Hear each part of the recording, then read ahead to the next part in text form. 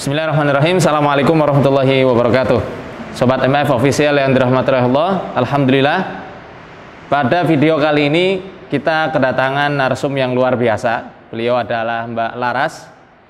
Beliau masih muda dan insya Allah akan berbagi kisah hidupnya kepada kita tentang pengalaman-pengalamannya yang mungkin tidak semua orang pernah mengalami pengalaman tersebut. Ya, silahkan Mbak Laras, bisa diceritakan pengalaman gangguan-gangguan jin yang mungkin selama ini dirasakan. Assalamualaikum warahmatullahi wabarakatuh. Dari kecil saya ngerasa indigo itu sejak SMP. Sejak SMP saya sering disukai sama jin dan mereka setiap hari selalu muncul di depan saya maupun di mimpi saya, dari jin pocong, siluman ular, jin monyet dan yang lain, sosok yang lain. Terus juga itu sangat sangat mempengaruhi kehidupan saya. Jadi saya susah menemukan jati diri saya karena saya terganggu oleh emosinya saya sendiri. Itu Ustaz. Ada kejadian yang mungkin sampai saat ini Mbak nggak bisa ngelupakan, nggak? Mungkin seperti didatangi sesosok laki-laki goib yang dia itu seakan-akan mau melamar Mbak atau gimana mungkin? Ada, sering. Sosok lakinya beda-beda, tapi terkadang bentuknya manusia, terkadang bentuknya monyet. Monyet ya? Terus dia kayak mau ngajak hubungan intim kayak gitu. Monyetnya monyet kecil apa kayak gorila, kayak King Kong gitu? Monyet kecil. Warna apa yang Mbak lihat monyetnya? Coklat.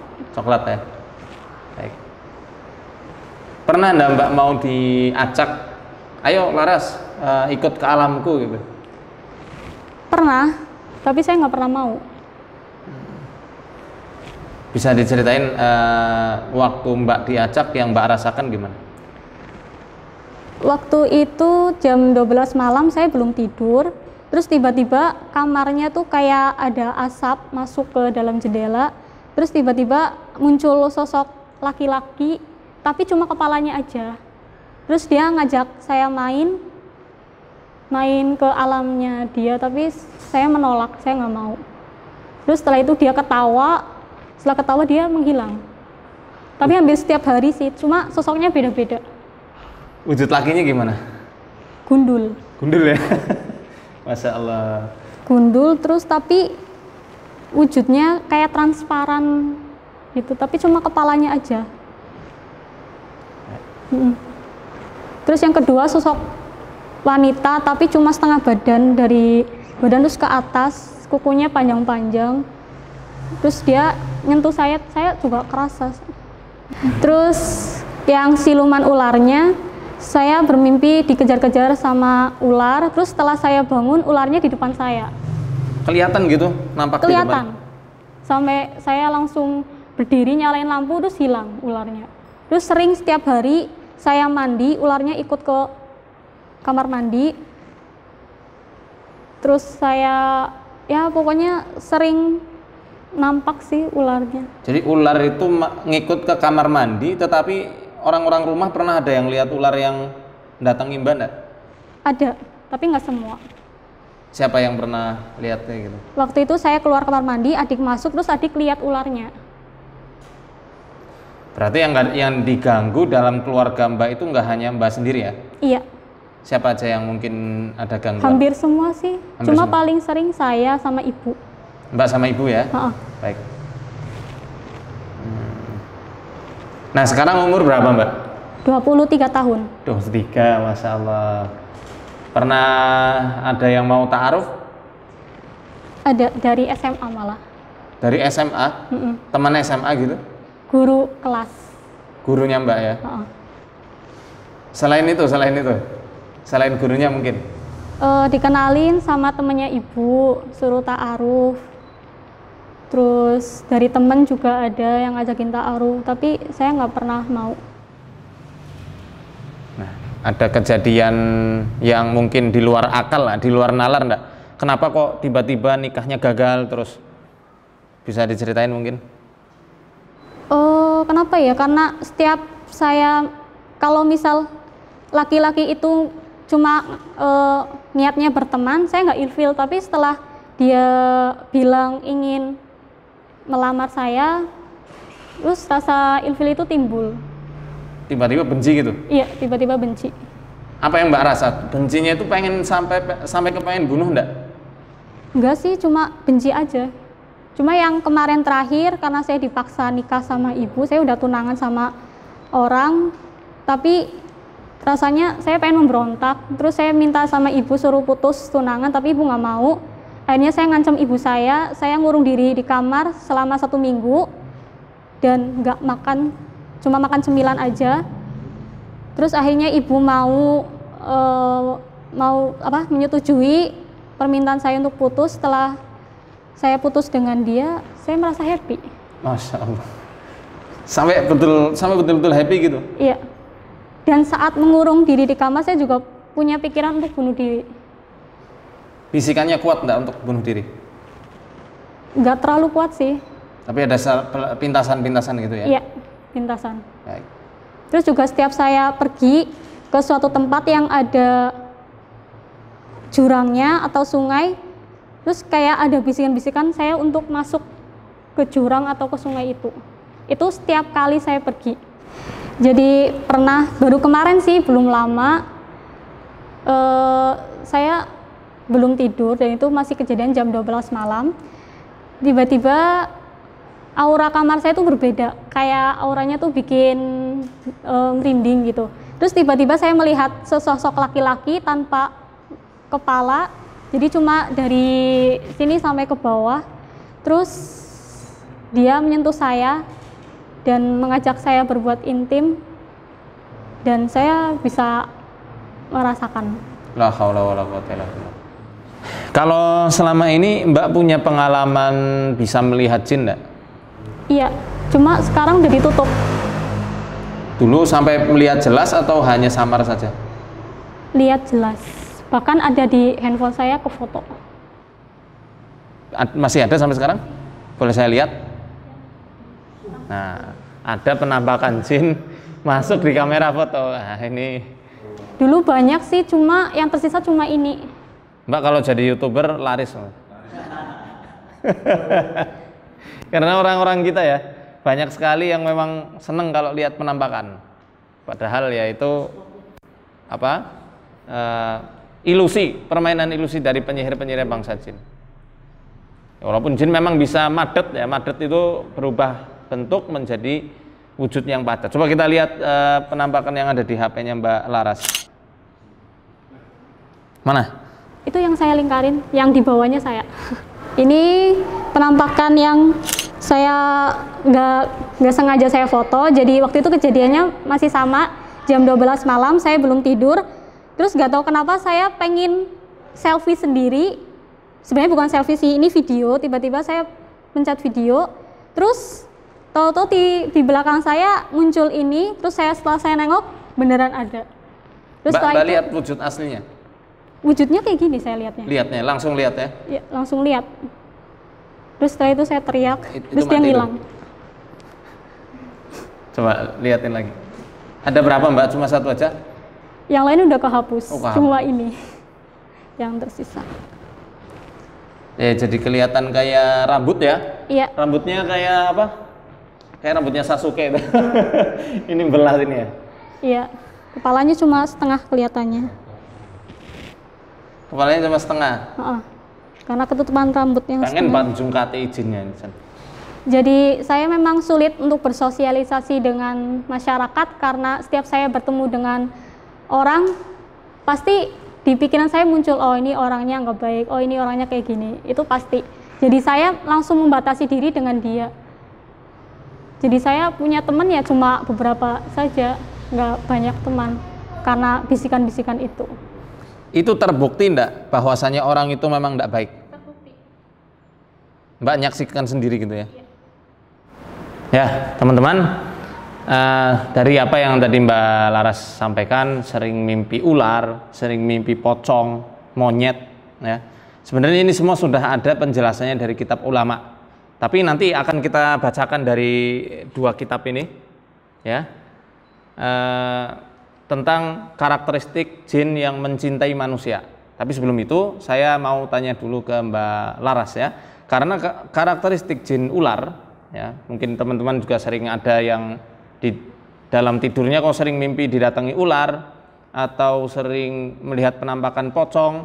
Ingatlah, orang-orang yang sering melihat penampakan pocong atau didatangi pocong, mayat hidup, ya, seperti yang beberapa waktu lalu di episode Kalibagor, ya, saya sudah menyampaikannya, bahwasanya orang yang sering melihat penampakan pocong pasti ada satu sisi kehidupannya itu yang mati. Mati dalam artian bukan mati jasad, tapi mati kebahagiaan, mati ketenangan hidupnya, tidak pernah merasakan suatu kenyamanan dan kedamaian, selalu kemerungsung. Itu kan persis sekali sama karakteristik pocong yang memang dia itu mayat hidup. Yang dalam mitologi kita, pocong itu adalah arwah gentayangan, roh gentayangan yang matinya tidak sempurna. Ya, walaupun dalam Islam nggak ada yang namanya istilah mati nggak sempurna. Semua mati, kalau mati ya sudah mati gitu ya. Adapun ular, ya, karakteristik ular ini paling suka terhadap orang yang mempunyai endapan-endapan emosi negatif. Kita bisa lihat dari tangannya Mbak Laras. Saya lihat. Ini lebih cenderung Mbak Laras punya endapan emosi negatif kepada, maaf ya, tapi maaf lebih cenderungnya itu jelas sekali, ya. Tapi di satu sisi Mbak juga sering nelangsa dan melo terhadap ini, ya, kita lihat di garis biru yang ini. Ini garis kebiruan, dan ini bukan ilmu meramal telapak tangan, ya.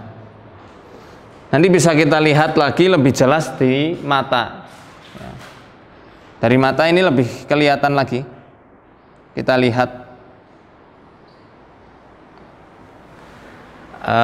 irisnya Mbak Laras. Lihat sini. Ya, tipenya boleh lihat atas. Gini kan? Oh, lihat. Ya. Tuh. Lihat atas lagi, ke atas. Coba yang kanan. Ke atas, masih ke atas. Tuh lihat bercabang. Saya nggak akan jelaskan detail karena ada amanah dari guru saya untuk tidak menjelaskannya secara detail.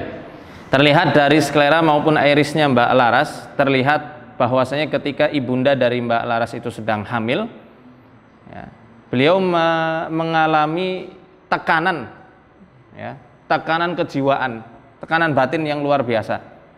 Dan maaf sekali, ini lebih mungkin tekanan ini mungkin ada masalah. Ya. Jadi saya sejak kecil itu mengalami yang namanya kekerasan fisik.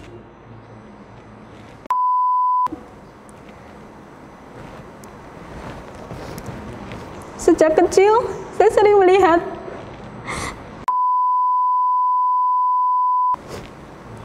dan saya melihat dengan mata saya sendiri. Dari situ saya menanamkan kebencian kepada, dan sampai saya besar masih tetap mengalami, dan itu dialami oleh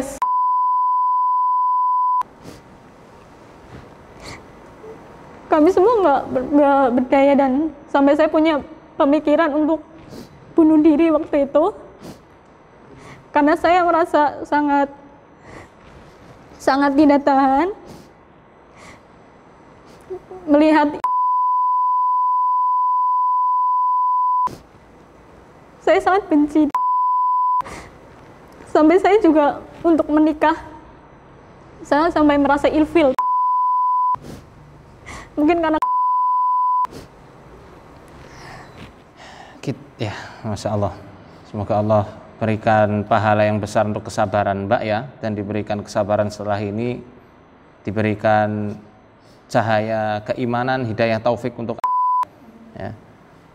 Memang dari Iris yang tadi saya lihat, Mbak tipenya introvert, tapi introvert yang lebih cenderung menahan emosi. Jarang Mbak itu curhat ke orang-orang ya.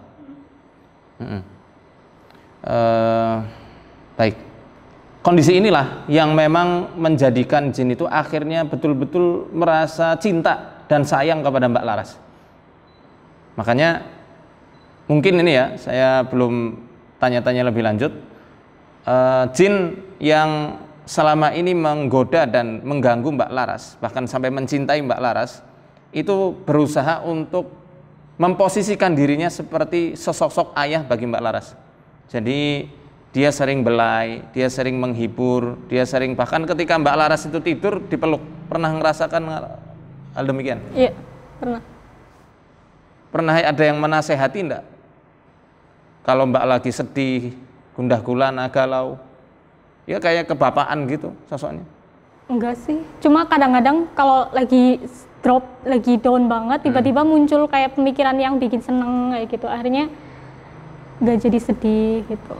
Baik, itulah salah satu hembusan-hembusan dari setan ya, untuk lebih memisahkan Mbak Laras itu dari orang-orang yang ada di sekitarnya ya. Sebenarnya sih kami butuh untuk meruqyah keluarga semua ya, tapi itu nanti kita lakukan di lain hari, tidak masalah ya prosesnya. Nah, sobat MF Official yang dirahmati Allah, sekarang waktunya kita kaji ya, Mbak Laras. Kita kaji dari kitabnya para ulama. Di sini saya membawakan kitab An-Nubuwat. Kitab An-Nubuwat ini adalah kitabnya Syekhul Islam Ibnu Taimiyah rahimahullah taala. Ya. Di halaman ke 294. Ini cetakan Daru Ibn Hazm ya. Di halaman ke 294 di sini dijelaskan. Nah, saya kasih stabilo. Mok nanti ada santri-santri yang mau baca, ya silakan baca sendiri. Ini kitabnya Syekhul Islam Ibnu Taimiyah, halaman 294, cetakan Daru Ibn Hazm. Beliau di sini menjelaskan bahwasannya ya, wal jinniyu qad yuhibbul insa. Jin itu mencintai manusia. Kama yuhibbul insiyu al insiyya. Sebagaimana manusia mencintai manusia yang lainnya. Wa kama yuhibbur rajulul mar'ata. Dan sebagaimana laki-laki yang mencintai wanita. Wal mar'atur rajula. Atau sebaliknya, wanita mencintai laki-laki. Wa yugharu alaihi. Dan jin yang mencintai manusia itu kadang merasa cemburu. Wa yakhdumuhu bi asyain, dan dia akan mendukung kecemburuannya dengan segala macam cara ya.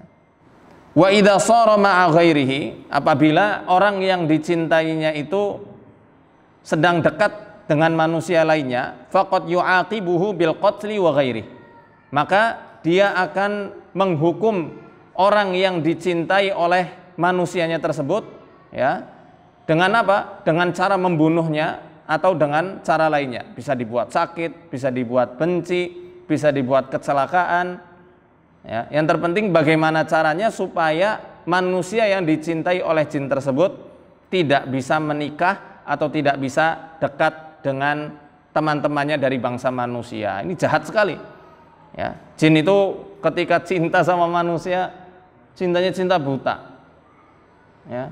Cintanya sama seperti hasratnya hewan, berdasarkan syahwat saja, karena mereka tidak tahu arti cinta yang hakiki. Ya.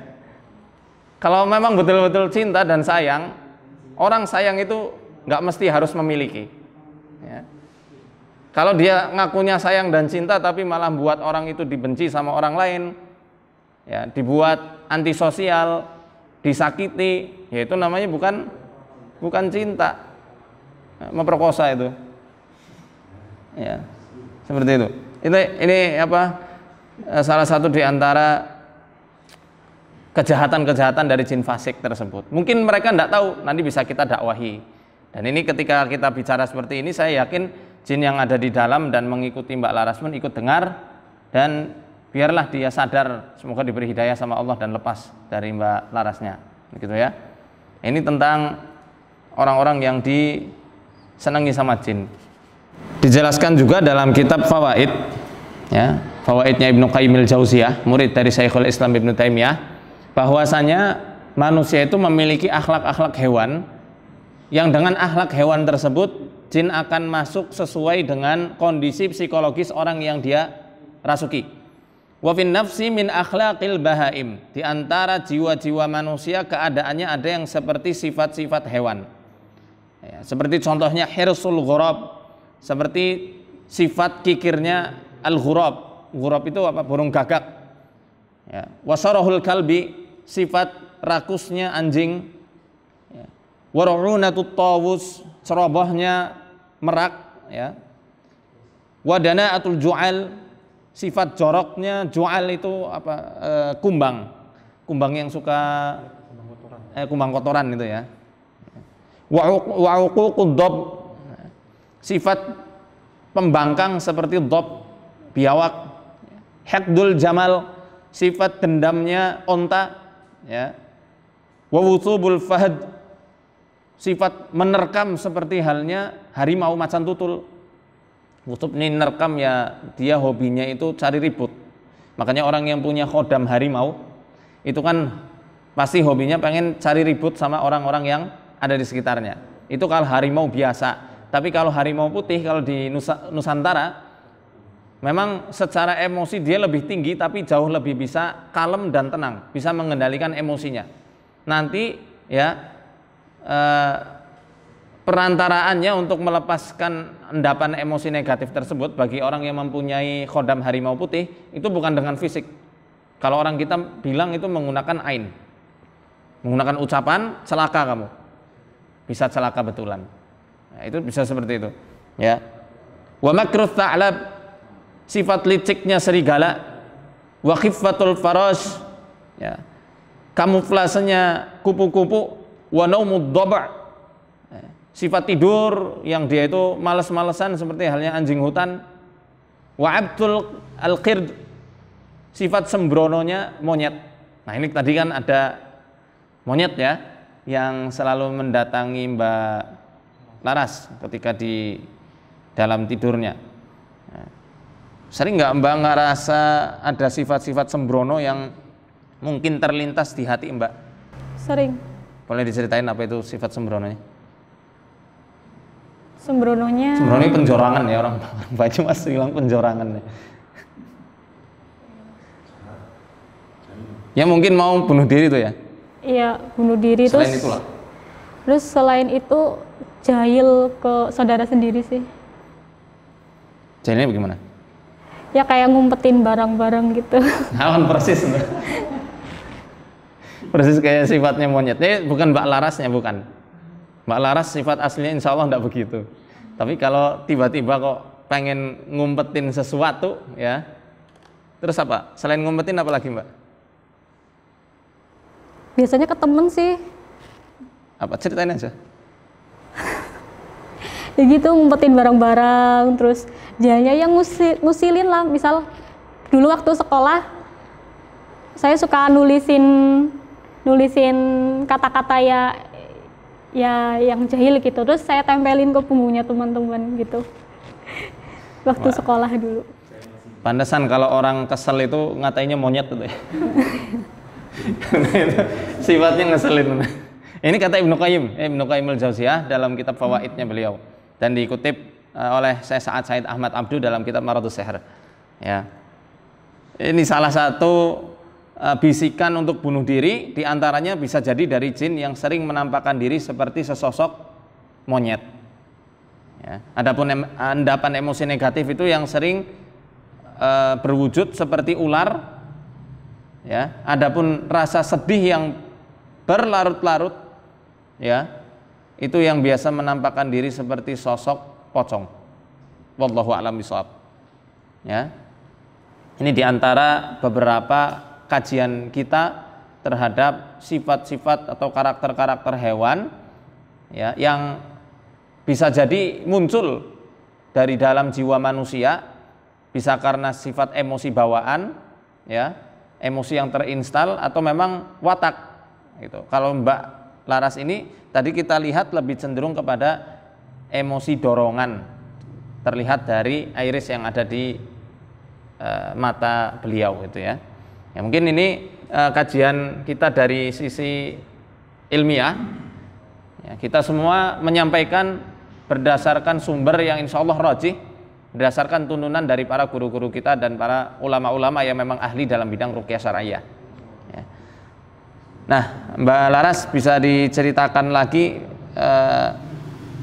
pernah diruqyah enggak sebelum ini? Pernah. Apa yang terjadi setelah diruqyah?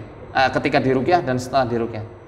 Ketika diruqyah rasanya biasa aja, nggak ada tanda-tanda ada jinnya gitu di tubuh. Tapi setelah pulang ke rumah, saya ngerasa sedikit pusing sama badannya kayak panas gitu. Baik. Sebenarnya kasus yang seperti ini ada kajiannya lagi, yakni tentang jin toyar. Ya. Bagaimana kasus jin toyar tersebut dan apa ciri-cirinya? Nantikan di part selanjutnya.